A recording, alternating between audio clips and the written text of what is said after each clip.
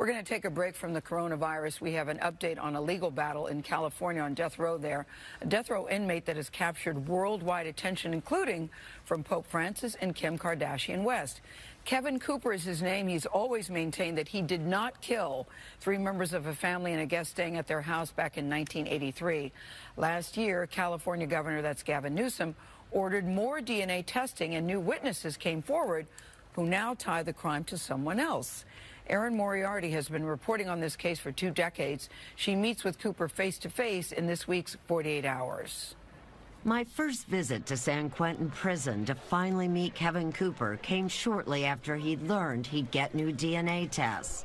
We were not allowed to record the visit, but Cooper talked about his hopes that the tests would prove what he has said all along, that he was framed for the murders. Finding somebody to pin it on was very important, and Kevin Cooper was a convenient person to pin it on. Kevin Cooper's attorney, Norman Heil. The problem was they didn't have the evidence. Cooper's case has come into the spotlight in part because Kim Kardashian West, who also visited him, has taken up his cause, as well as New York Times columnist Nicholas Kristof. There is an enormous amount of evidence that suggests 3 or 4 white perpetrators.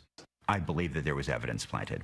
Cooper and his defense team hope that new DNA tests of the evidence might reveal other suspects, but they also worry that too much time has passed. This evidence was collected years and years and years ago. At the time, evidence wasn't handled very well. It wasn't stored well.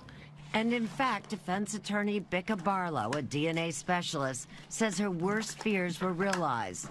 Most of the DNA on the evidence was too degraded for testing, except for an orange towel believed to have been taken from the Ryan family home.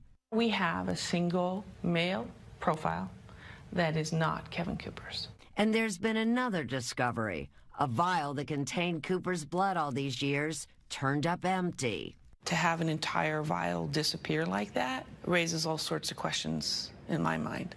Cooper's defense team has also gathered more information, collecting affidavits from 5 witnesses who tie someone else to the case. Now Kevin Cooper has a new plea for the California governor, a full innocence investigation. He is somebody who believes in the truth and is willing to fight for it. Erin Moriarty joins us now from a studio in New York. Good morning to you, Erin. I remember you coming to the table at our broadcast center telling us about this story. This sounds promising. Well, it does, but it's been such a long process. You know, this case, this actual murder happened in 1983.